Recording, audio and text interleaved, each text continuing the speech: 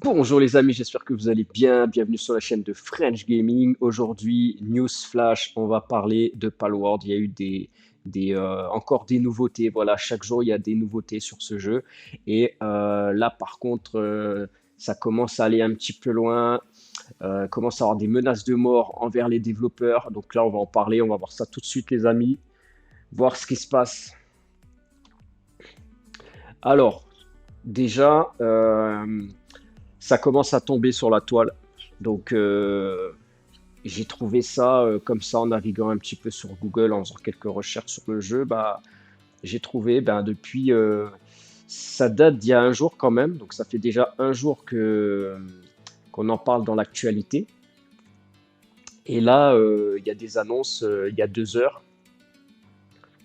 Euh, voilà, donc ça, c'est les dernières annonces qu'il y a eu, les plus récentes, il y a 2 heures. Voilà. Donc, en gros, les développeurs de Palworld ont reçu des menaces de mort. Et voilà, jeuxvideo.com qui dit comme quoi cette histoire va déjà beaucoup trop loin. Donc, pour une fois, ils ont raison, hein. Alors, qu'est-ce qui se passe en fait? Qu'est-ce qui se passe? Eh ben, ce qui se passe, c'est que on a donc en gros le PDG du jeu, hein, donc Takuro Mizobi, qui a lâché un tweet et il a écrit comme quoi nous recevons actuellement des tweets diffamatoires à l'encontre de nos artistes. Et certains tweets semblent être proches de menaces de mort. J'ai reçu diverses opinions sur Palworld, mais toutes les productions liées à Palworld sont supervisées par plusieurs personnes, dont moi-même, et je suis responsable des productions. J'apprécierais que vous vous absteniez de calomnier les artistes impliqués dans Palworld. Et en gros, le mec qui se gère de tout ce qui est mail et de répondre à tous les messages, il dit comme quoi, euh, donc il lâche un tweet aussi, et il dit comme quoi je travaille frénétiquement sur tous mes DM et mes emails, je le promets. Cependant, vous m'excuserez si je passe sur les menaces de mort, les menaces à l'entreprise et les affirmations farfelues. Si vous êtes capable d'écrire comme un véritable être humain, je vous répondrai dès que possible. Voilà. Donc, ça commence à prendre beaucoup d'ampleur. Là, le jeu commence à prendre un peu trop de. Ça commence à aller un petit peu trop loin, je trouve. Et, euh, et du coup, ben voilà, ça craint quoi. Parce que en gros, on arrive dans une époque où quand le succès arrive trop vite et que en plus de ça, ça porte atteinte à des très grosses entreprises qui sont déjà en place, comme voilà, je ne citerai pas le nom, mais vous savez très bien de qui je parle. Il faut croire que ça leur a fait du mal, comme dans la précédente vidéo que j'ai faite, où je vous le dis, comme quoi le succès de Palworld a mis un très gros coup à Nintendo, et Nintendo dormait un petit peu trop en fait. Donc voilà, ils se sont fait un petit peu réveiller, ça les a un petit peu secoués, et forcément, hein, quand vous dormez et quand vous réveille en sursaut, je pense que vous aimez pas trop quoi. Donc là, c'est un petit peu pareil, sauf que la différence, c'est que Nintendo du coup ont perdu en bourse, et là, ils vont devoir se bouger le cul, mais vraiment pour pouvoir proposer un nouveau jeu Pokémon par la suite qui soit à la hauteur et à l'attente, surtout des joueurs. Donc, ça risque de leur donner beaucoup de travail, ça va leur coûter beaucoup d'argent parce que peut-être que un Pokémon était déjà en développement et que vu qu'il dormait, bah, ils savent peut-être, ils se disent qu'il sera peut-être pas à la hauteur. Du coup, ils vont perdre de l'argent forcément à la sortie du jeu parce que voilà, un jeu ça coûte très cher à produire, donc il faut pouvoir aussi en tirer des bénéfices lors de la sortie, hein. Et voilà, on va pas oublier que ça reste des studios japonais, donc au Japon, les lois ne sont pas les mêmes. On sait que là-bas, ça rigole pas. On sait que des grosses entreprises comme Nintendo peuvent avoir beaucoup de pouvoir. Et d'ailleurs, on va voir ça tout de suite ensemble parce que euh, faut savoir qu'un Australien est en prison et qu'il a donc en gros Nintendo a déjà réussi à envoyer un Australien en prison et avec une amende de plus d'1,6 million de dollars pour avoir piraté, diffusé New Super Mario Bros. Wii avant son lancement officiel. Donc vous voyez, si Nintendo arrive du Japon à envoyer un Australien en prison avec 1,6 million de dollars, c'est des entreprises qui pèsent vraiment quoi. Et au niveau je pense qu'au niveau des avocats et tout, je pense qu'ils ont ce qu'il faut quoi. Donc ça sera encore moins compliqué si le mec, comme le studio de Palworld se trouve au Japon, ça sera encore plus facile de les atteindre. Et pour que le studio reçoive déjà des menaces de mort, voilà, c'est pas des menaces de mort qui viennent de n'importe qui. Tout le monde s'amuse pas à menacer de mort des développeurs. Je pense qu'il y en a, oui, il y a toujours des gens qui font ça, mais des fanboys. Mais là, je pense que ça va beaucoup plus loin que ça. Et je pense que les menaces qu'ils ont reçues, je pense pas qu'elles proviennent directement de personnes lambda en tout cas.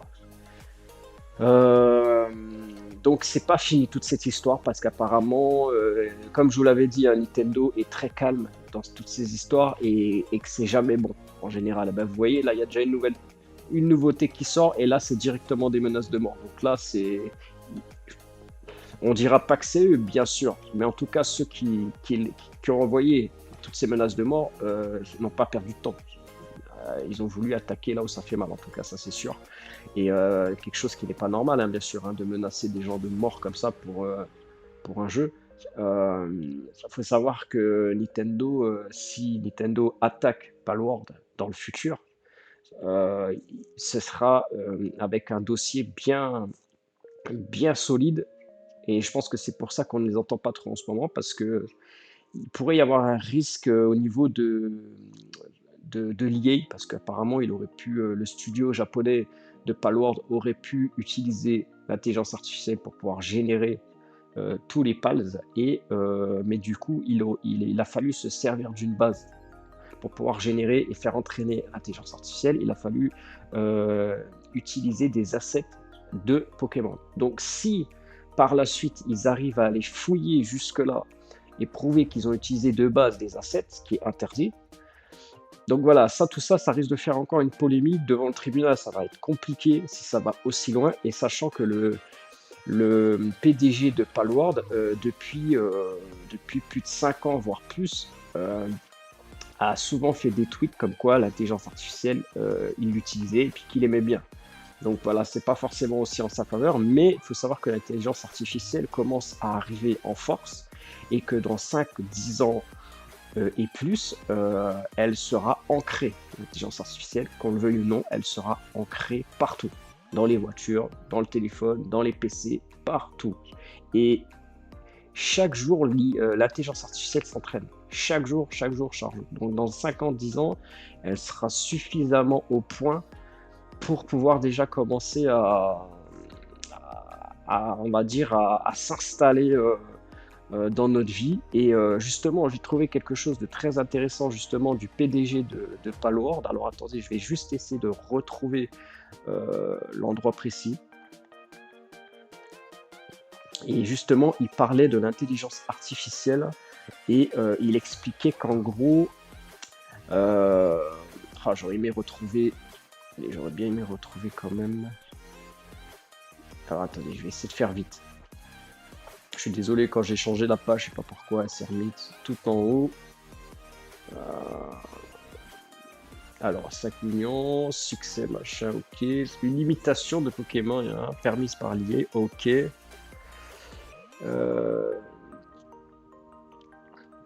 D'autant que, comme le rapporte le site Frandroid, le jeu copie aussi la musique du titre The Legend of Zelda et des éléments du gameplay d'Elden Ring. Ouais, donc ça va bien plus loin qu'on le pense. Là, ça commence vraiment à fouiller dans les archives. Et donc, il faut que je retrouve. Donc là, voilà, je ne vais citer personne, mais quand quelques-uns soulèvent la passion de Takuro Mizobi pour les IA génératives, notamment via ses tweets, beaucoup de joueurs montent au créneau pour défendre Palworld parce que c'est un jeu fun. Voilà, donc c'est quelqu'un qui s'est jamais caché d'utiliser l'intelligence artificielle, mais ça pourrait se retourner contre lui, malheureusement. Euh, bon, je retrouve pas l'article.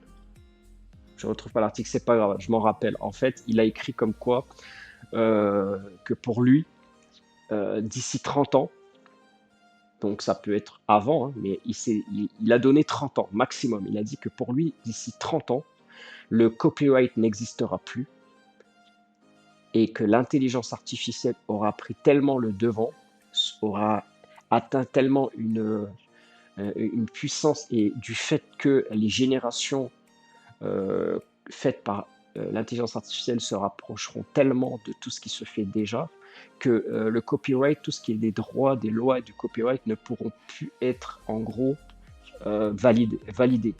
Donc le copyright, c'est possible que le copyright n'existe plus d'ici 30 ans. Vous imaginez ce qui va se passer? C'est-à-dire qu'il n'y aura plus aucun, tout sera libre de droit, que ce soit sur YouTube, partout. Donc vous imaginez les contenus des gens. Les gens vont pouvoir non seulement faire de l'information en masse, et vont pouvoir faire de la désinformation en masse, et vont pouvoir en plus de ça copier et utiliser tous les droits de tout le monde. Donc ça va être... je ne sais pas si ça va être bien ou pas. Moi, j'ai ma petite réponse, mais si on va un petit peu plus loin au niveau des grosses entreprises, vous imaginez, ça veut dire que demain, vous serez dans vos droits de copier n'importe quelle entreprise, n'importe quelle chose, et ils pourront pas se retourner contre vous. Donc voilà, ça pourrait aller loin aussi, toutes ces histoires. Après, voilà, c'est d'ici 30 ans. Est-ce que d'ici là, on sera encore vivant ou pas? Qu'est-ce qui se sera passé? Est-ce que ça sera comme dans Cyberpunk? Ça, on le verra bien. Mais en tout cas, c'est des choses qui sont déjà en, en travaux. Donc, quoi vous dire de plus à ce niveau-là, que de toute façon, à la base, c'était News Flash, les amis, c'était voilà pour vous tenir informé de ce qui se passe avec ce jeu, parce que je suis quand même de très près tout ça. Parce que moi, j'estime que ce studio, autant j'estime que ce studio mérite son succès, voilà. Qu'il est copié ou pas copié, je veux dire, tant que c'est pas identique en soi, je veux dire, pour moi, c'est pas vraiment de la copie, hein. Je veux dire, il y a des Call of Duty, il y a des Battlefield, bah, c'est la même chose, hein. C'est peut-être pas les mêmes maps et tout, mais c'est exactement le même jeu. On est là avec un gun en train de tuer des gens, donc je vois pas où est le souci. Donc, si on commence à aller chercher les copies, qui a copié quoi, on peut aller loin, hein. C'est comme Burger King, il a copié sur McDo en fait. Donc il n'y a jamais eu de souci à ce niveau-là. Ils utilisent juste des autres noms, ils n'utilisent pas leur burger appelé Big Mac, ils l'appellent un autre nom, et voilà, ils modifient un peu tout pour pas que ça soit identique, et il n'y a pas de souci. Donc de là Mais moi je sais, c'est tout simplement pourquoi on est arrivé en 2024. Les jeux, ça a toujours été un gros business, et maintenant ça va le devenir encore plus quand on voit que des mecs, des petits développeurs arrivent à tout exploser en quelques jours, et qu'ils arrivent à assommer des grosses entreprises comme Nintendo qui sont là depuis 100 ans. Forcément, euh, là c'est des petits qui vont jouer dans la cour des grands. Les grands, ça les dérange un petit peu. Ils peuvent se faire prendre la place. Donc forcément, ça va aller jusqu'aux menaces de mort parce qu'ils n'ont pas le choix. Ils savent très bien qu'ils ne peuvent pas les attaquer au tribunal pour le moment, et que ça va prendre du temps à monter un dossier. Ils savent qu'ils peuvent perdre. S'ils perdent en face, ils peuvent demander des dommages à intérêt, donc ils peuvent se retrouver finalement à payer encore plus. Tout ça, ça prend très très longtemps. Mais faire des menaces de mort, c'est bien plus rapide. Finalement, faire passer des petits messages avec les réseaux, maintenant ça va très vite, les messages, on arrive à les faire passer. Et vous savez, on peut passer par des intermédiaires, des intermédiaires et des intermédiaires. Au Japon, on sait très bien ce qui se passe là-bas, comment ça se passe. Il y a aussi de la mafia, il y a du yakuza, il y a de tout. Ça blague pas là-bas. Ça va très très vite.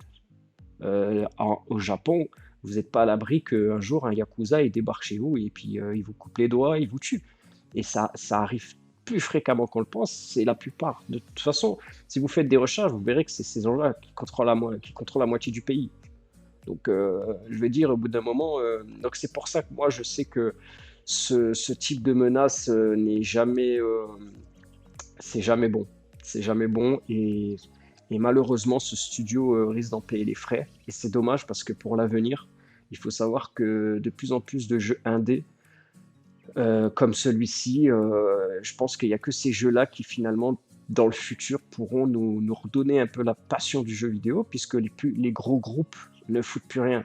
Ils en ont plus rien à foutre, ils veulent que brasser de l'argent, ils écoutent pas les communautés, ils écoutent pas les joueurs, ils veulent faire qu'à leur façon, qu'à leur truc, qu'à leur machin.